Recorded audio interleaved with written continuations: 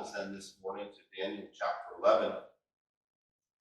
And as I read verse 36 through 45, I couldn't help but notice the message and song this morning and how perfectly it really dovetails to the ultimate theme I'm going to try to bring out for us in application of this passage today. We're going to begin reading at verse 36. Then the king will do as he pleases, and he will exalt and magnify himself above every god, and will speak monstrous things against the God of gods. And he will prosper until the indignation is finished, for that which is decreed will be done. He will show no regard for the gods of his fathers or for the desire of women, nor will he show regard for any other god, for he will magnify himself above them all. But instead he will honor a god of fortresses, a god whom his fathers did not know. He will honor him with gold and silver and costly stones and treasure. He'll take action against the strongest of fortresses with the help of a foreign god. He'll give great honor to those who acknowledge him and will cause them to rule over the many and will parcel out the land for a price. At the end of time, the king of the south will collide with him, and the king of the north will storm against him with chariots and with horsemen, with many ships, and he will enter countries, overflow them, and pass through. He will also enter the beautiful land, and many countries will fall, but these will be rescued out of his hand: Edom, Moab, and the foremost of the sons of Ammon. Then he will stretch out his hand against other countries, and the land of Egypt will not escape. And he will gain control over the hidden treasures of gold and silver, and over all the precious things of Egypt, and Libyans and Ethiopians will follow at his heels. For rumors from the east and from the north will disturb him. He'll go forth with great wrath to destroy and annihilate many. He'll pitch the tents of his royal pavilion between the seas and the beautiful holy mountain. Yet he will come to his end, and no one will help him. Heavenly Father, I pray that as we look into your word this morning, help me to be clear in its delivery, help in its explanation. Lord, may your Spirit just give us wisdom and give me your power and wisdom as I speak, and just help us to stay focused on your word today. Help us to see the ultimate application it has for us. Just guide and direct all that we do here this morning in Jesus' name. Amen. The end is near, and that is a statement that for many either brings thoughts of religious fanaticism because they believe that life will always go on as we know it. For others who know what history is headed to, that it's headed to an end time, this saying often brings fear. Yet, what is going to end? What is going to end? We come back to Daniel chapter 11, begin looking at the last half of this chapter, which is yet still future for Daniel as well as for us. He tells us that yes, there is an end time coming. He uses that expression basically in verse 35 and verse 40. But the focus of this end is the end of evil. That's what's going to end. History is heading to a time best known as the tribulation period, also called the day of the Lord, or the time of Jacob's trouble, or, as our passage says, the end time.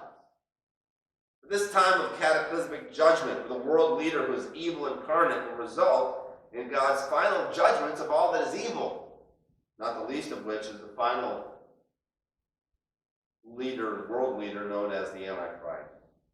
And it is this end that is Daniel's primary focus. And as we get to this passage in Daniel 11, and so as for us, as we again see the amazing gift of prophecy telling us what will happen in the future, we should be filled with hope and not fear. I'm glad the end is near, and you should be too, because it's the end of evil, not the end of righteousness, not the end of your lives or the end of really history. It's just a new phase, an eternal phase of it. So this passage reminds us that as evil as world governments have been, and still are, and ultimately will be under the tyranny of this man of sin, they will all come to an abrupt end, and with that end will become the beginning of the eternal reign of Jesus Christ. So yes, the end of evil is near, and in its place, God will usher in his glorious kingdom of righteousness that will have no end. And just as Daniel's previous prophecies have often focused on the leaders of world empires, his description of these end times focuses on its leader, best known to us as the Antichrist. And so as we look at Daniel's remarkable description that dovetails with what we read in the book of Revelation, let's be challenged with this question. Does the end being near fill you with fear or an encouragement to your faith? Does the end being near fill you with fear or an encouragement to your faith? Now, as we go to this description of the future Antichrist, I want to remind you of the important takeaway from last week. I call this the second half of the passage. From a verse standpoint, it's a lot less than half, but it's really the second half in the sense that the first 34 verses talked about things that were future to Daniel, but history to us. Now he's talking about future for all of us. But the important takeaway from last week is the amazing fulfillment of prophecy and what that should do for us, how that should encourage us regarding trusting in prophecies like this that are yet future. John Walford states that in those verses that we looked at last week, there are 135 prophetic statements that have all been fulfilled, encouraging us that everything he's going to say in these verses will be fulfilled as well. So as we look at this passage, keep that in mind. And our first point, which is going to take up a lot of our time this morning, is the description of the Antichrist. The description of the Antichrist in verses 36 through 38. Throughout Daniel's description of this evil leader, we'll see how clearly his prophecy parallels that of the prophecy in the book of Revelation. This final evil world leader will be, first of all, lawless. He'll be lawless. Verse 36, the very first phrase of our passage. Then the king will do as he pleases. Now you may feel like, well, that describes just about every politician that's ever lived. But this is on a whole new level.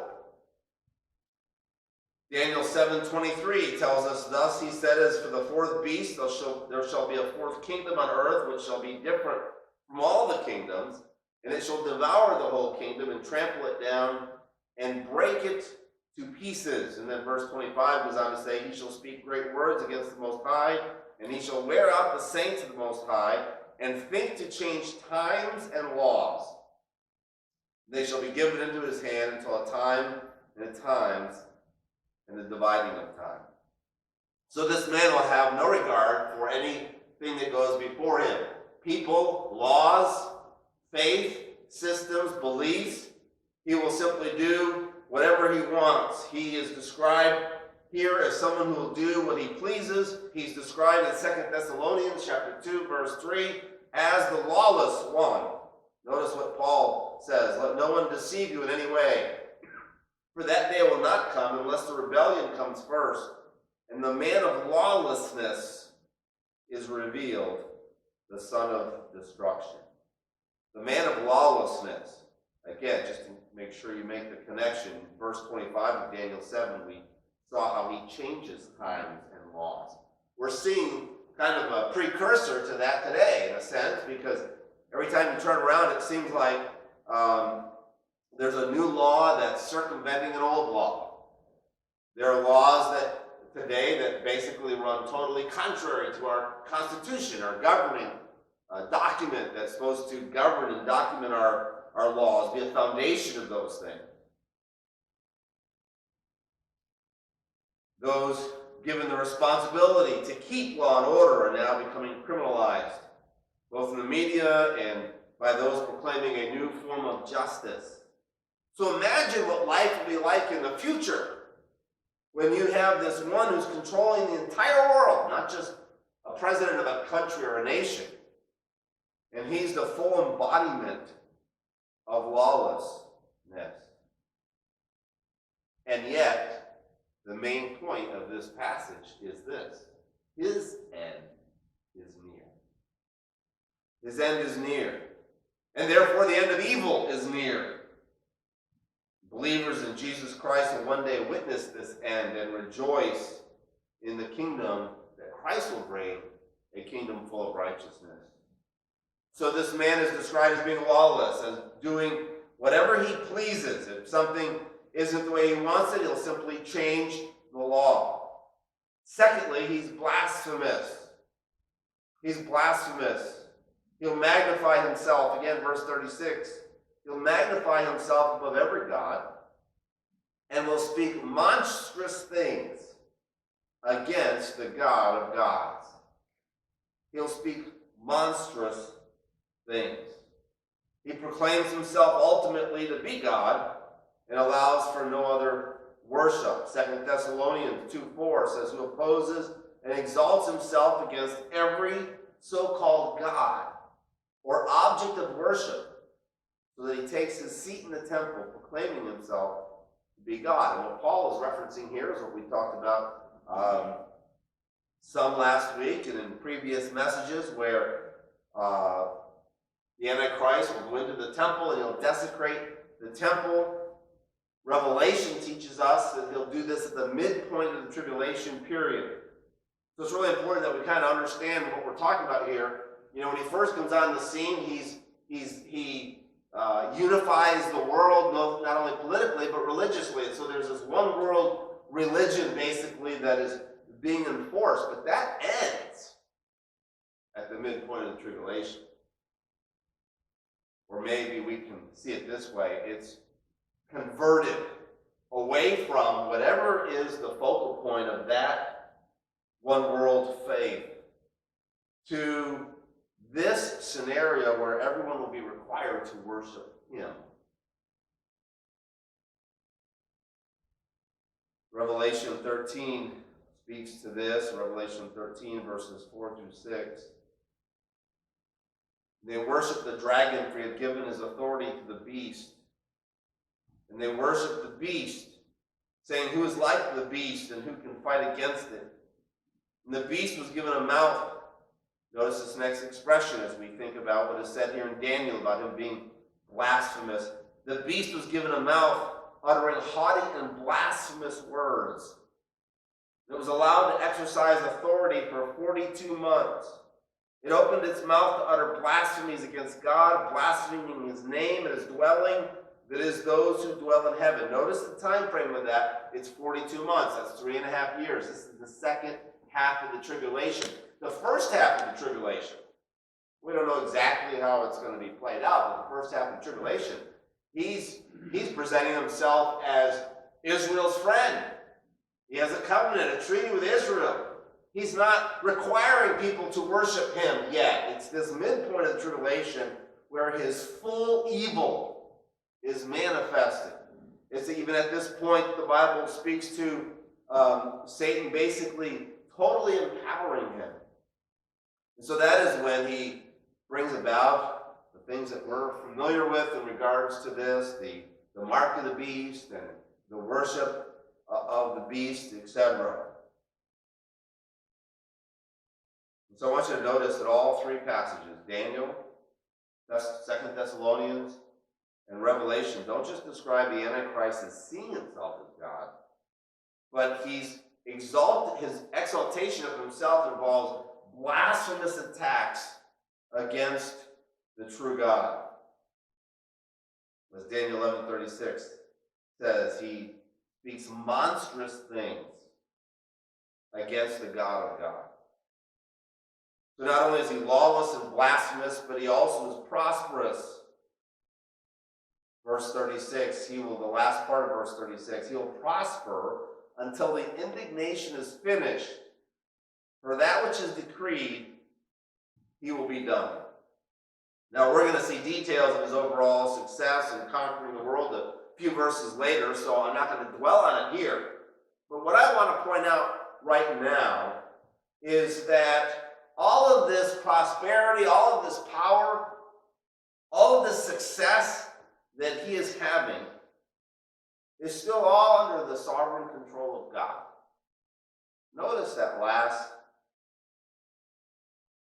half of the phrase, he will prosper until the indignation is finished. For that which is decreed will be done. This is all part of God's plan. God isn't sitting there wondering what's happened and why is this happening and trying to get control of it. This is all fitting into his plan. So don't ever think that evil is abounding because God is unconcerned or not powerful enough to stop it. This man of evil who seems to be running roughshod over the world is actually a pawn in God's hand as he uses him to bring about his judgment, God's judgment upon the earth, as he brings all of these things to his desired end. Because evil has to be judged in order for God's righteousness, or his righteous kingdom to come in. So God's ultimate design leads not to the dominance of evil, but it leads to its end. It leads to its end. And so even today, folks, God is in control. Regardless of how evil seems to be prospering, regardless of how leaders seem to be promoting and exalting evil, God is in control. It only seems like evil may be winning, but God will limit it, and ultimately, he'll be victorious of it. The fourth characteristic described in this passage is really kind of an outflow of some of what we've already been talking about, but he is narcissistic. Is narcissistic. Verse 37, he'll show no regard for the gods of his fathers or for the desire of women, nor will he show regard for any other god, for he will magnify himself above all. His egocentric focus is now described in a climactic way as he shows no regard for anyone or any worship besides himself. And as I've already said, Revelation 13 and 14, it is at this point in time in the tribulation period, in the midpoint the tribulation period, that this system is put in place where everyone must take the mark of the beast, as we call it, the number of man, 666, to buy or sell. And I don't want to get into this in any big way, but I want to mention this because I think it's important. No one can do that by accident. No one can take the mark of the beast by accident. It all dovetails into this act of worship. And I didn't put the verses out here. You can look it up yourself. Go to chapter 13, read chapter 13 and chapter 14. But it's important for us to, as we understand this fullness of his narcissistic behavior of worship, etc., that this isn't something you can accidentally do. Okay? It's not going to be slipped into a vaccination. It's not going to come to you. Some curse is going to come to you if your change or if your total in the supermarket adds up to $6.66. I don't buy something else when that happens. And it has happened. Those are just numbers. That's all they are. They're numbers. They're the number of man. They don't become evil in of themselves. The evilness comes from this man as he uses that in some way to indicate that people are allowed to buy and sell because they have placed their worship on him. Now, tucked into this focus, this is mostly about worship, is this much debated phrase, he has no regard for the desire of women. And there's, of course, several different views of that, but how you understand that expression really depends on whether you see the term translated desire as it is here in the New American Standard Version and the King James Version, or if you take it the way it's translated in the ESV. The ESV translates it, he shall pay no attention to the gods of his fathers or to the one beloved by women. Now, when you see these differences, these things, by and large, have nothing to do with the actual wording of the text. They don't have to do with someone corrupting the text or anything like that. It has to do with real technicalities within grammar, something that is not my specialty. And so I'm just going to read how it's described in my notes, because otherwise, if I try to just speak of this on my own head like I really fully grasp all this, then it won't come out as good. But it actually has to do with whether or not something is in the subjective or the objective case. In the King James and the New American Standard, And again, now I'm trying to do it on my own. I'm going to say it the wrong way. So I'm going to read this. The Hebrew term is in a grammatical form that could be translated either subjective in the subjective or the objective, which is the objective is how the ESV translates it. And therefore, it comes out this way. He shall pay no attention to the gods of his fathers or to the one beloved by a woman. If you take that to be the proper understanding of it, then the idea is that it could be a reference to Jesus Christ, who prior to his incarnation was the great desire of any godly Jewish woman. She wanted to give birth to the Messiah. Now I want you to look at the context, because that fits a whole lot better in verse 37, which is all about the worship of himself, than all of a sudden a weird reference indicating that he has no interest in women, which is the other way it would be taken. He has no sexual desire for women. Think about it this way. He will show no regard for the gods of his fathers or for, and let me just take that other translation, kind of slip it in there so you get it, for the one who came from Mary, the one who is beloved of woman, the Messiah. So in that case, you have someone who has no regard for the gods of his fathers or for the Son of God, Jesus Christ. Because then it goes right back to normally show any regard for any other God. It just doesn't really fit that this idea of his sexual desires and preferences are smack dab in the middle of all this talk about worship. Now, it could be, I'm not going to live or die by which way you take that passage, but I think it's very, very fitting and helpful to understand that grammatically it very well could be referencing Jesus Christ. Ultimately, his trust and his worship will all be based on one thing, and that is worshiping himself. And then as a part of that, kind of the way he makes his worship promotion of himself go and be on a human level perhaps temporarily successful, is that he worships warfare or power.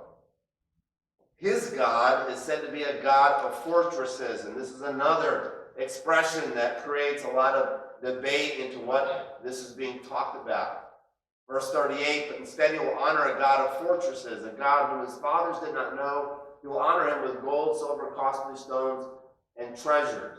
He'll take action against the strongest of fortresses with the help of a foreign God. Again, you can go in a bunch of different ways with this. It's certainly a little bit nebulous, but it would appear that the normal understanding of this term, or the more traditional understanding, is that simply he's in love with warfare, and he uses warfare as his way of accomplishing things. Fits again perfectly with what we read in the book of Revelation. The book of Revelation, Revelation chapter 6, without going into a lot of detail, you don't see any of the judgments of the tribulation period described until you get to Revelation chapter 6.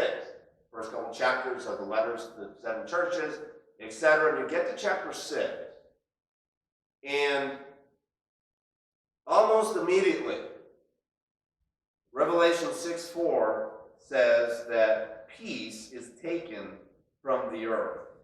Revelation 6:4, and out came another horse, bright red. His rider was permitted to take peace from the earth, so that people should slay one another. And he was given a great sword. I just want to stop there for a moment and make a comment. We often think of the Antichrist as being this world leader who creates this enormous peace. And we kind of think of it as existing, at least some people do, I believe, throughout the whole tribulation period until you get to the end. But that's not at all what Revelation presents. What he does is he does something that no other leader has successfully done before. He creates peace in the Middle East between Israel and their enemies. And it's such a peace arrangement that the Jews are allowed to rebuild the temple on the Holy Mount. But around all that, there's warfare going on almost continually. Look at Revelation 13. As I've already told you, you get to Revelation 13 and you are now in the midpoint of the tribulation, and notice what it says there. It was allowed to make war on the saints and to conquer them. An authority was given it over every tribe and people and language and nation. And the ultimate God of this world, Satan, empowers him as he wages war on any who oppose him. Verse 39 speaks of him getting aid from a foreign god. Now, since this passage has already told us that he has no regard for the gods of his fathers, one has to wonder again, well, who is this foreign god? Why would he be getting aid from a god if he has no regard for gods? Well, I believe this is most likely a reference to the false prophet who is spoken of in Revelation 13. Revelation 13, verses 11 through 13. Then I saw another beast rising out of the earth. It had two horns like a lamb, and it spoke like a dragon. It exercises all the authority of the first beast in its presence, and makes the earth and its inhabitants worship the first beast. So this other beast that's rising out of the earth is later described, and I didn't put down the verse, but is described as being the false prophet. This is basically the Antichrist right-hand man. The Bible says he exercises all the authority of the first beast in his presence and makes the earth and its inhabitants worship the first beast, whose mortal wound was healed. It performs great signs, even making fire come down from heaven to earth in front of people. And again, this is not clear, and I really, haven't seen too many real explanations of this verse regarding this honoring or getting help from this foreign god, but it seems to fit really well into the whole overall description of the Antichrist, that this would be this false prophet, who at the end of the tribulation period, I didn't mean to go there, so I don't have this reference, but when the Antichrist is thrown in the lake of fire, he's thrown in with the false prophet. Okay, this is an individual, this is a being, this is a person who rises up full of satanic power to assist him and cause all to worship him. Now, let's not forget the point of all this. The point of all this for us, as we apply it, is Daniel is describing the end of this evil one, at the end, that he's going to come to an end. And so, as we start getting closer to that part of this passage, again, I want to ask you the question, does the end being near fill you with fear, or is it an encouragement to your faith? Because as evil as this man is, that he's lawless and blasphemous and prosperous and narcissistic and powerful, yet notice within that his design for world dominance. In verse 39, he will take action against the strongest of fortresses with the help of a foreign god. He will give great honor to those who acknowledge him and will cause them to rule over the many and will parcel out land for a price. I want you to notice that expression.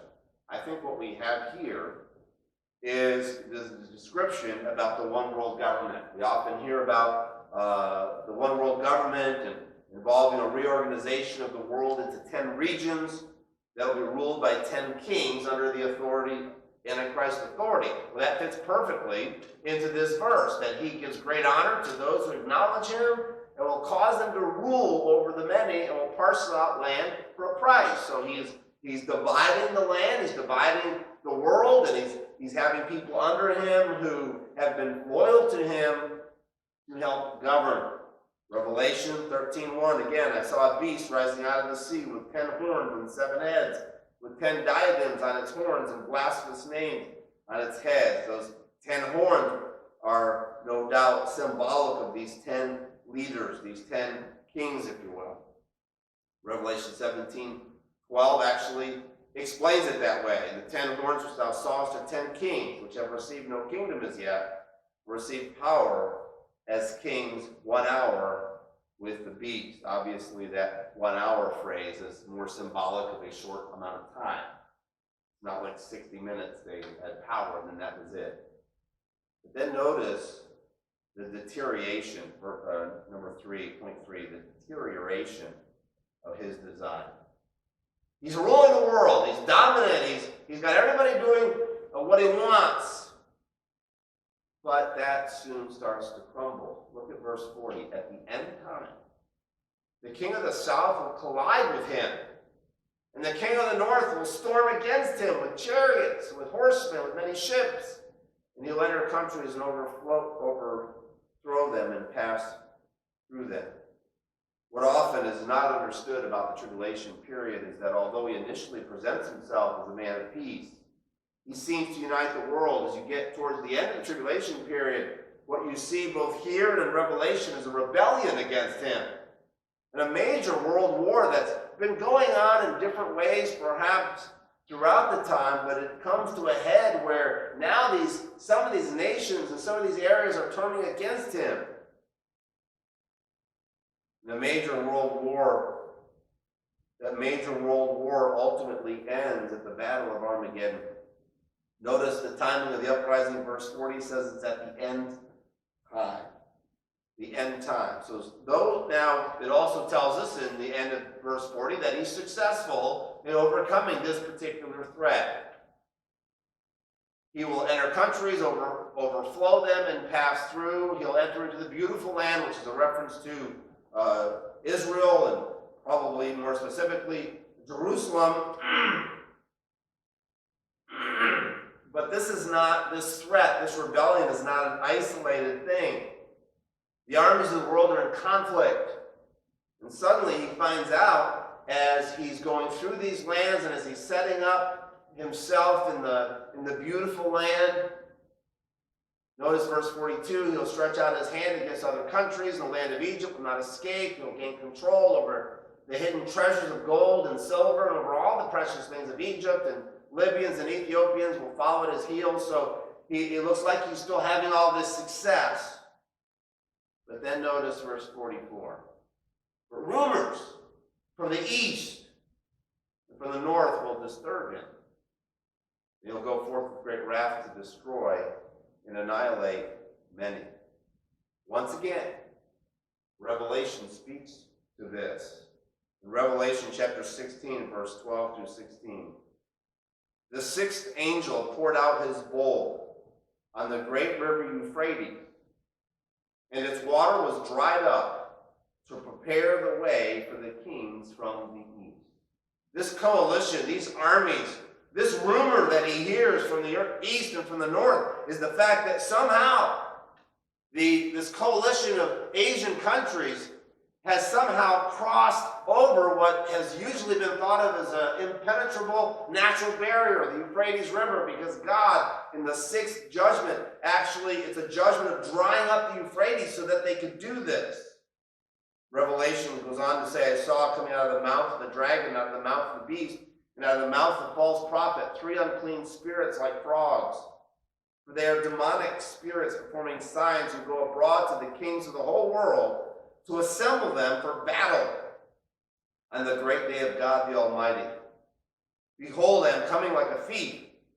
Blessed is the one who stays awake, keeping his garments on, that he may not go about naked and be seen exposed. And they assembled them at the place that in Hebrew is called Armageddon. So we got all these armies that are fighting.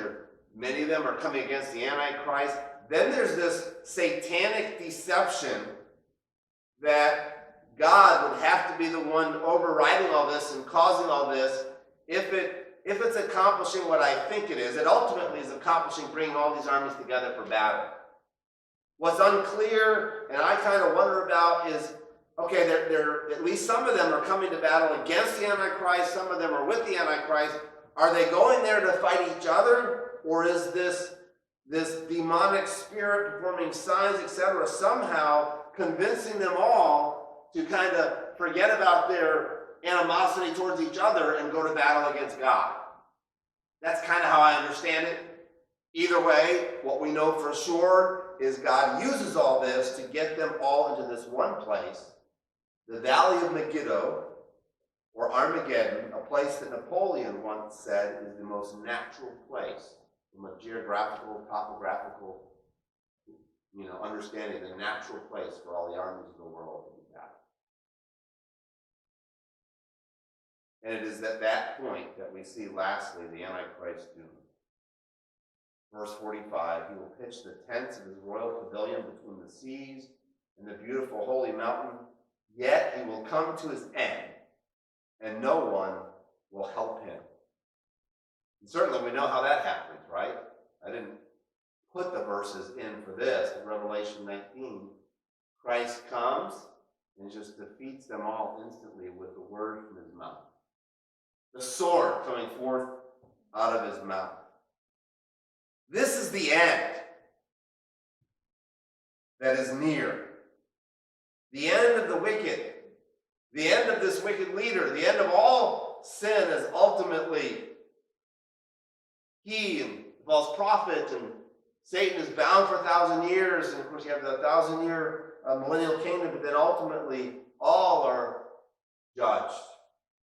All evil will be judged. And so as we consider that, does the end being near fill you with fear or an encouragement to your faith? It should excite you, because the end of evil is what is near. The beginning of righteousness, eternal righteousness.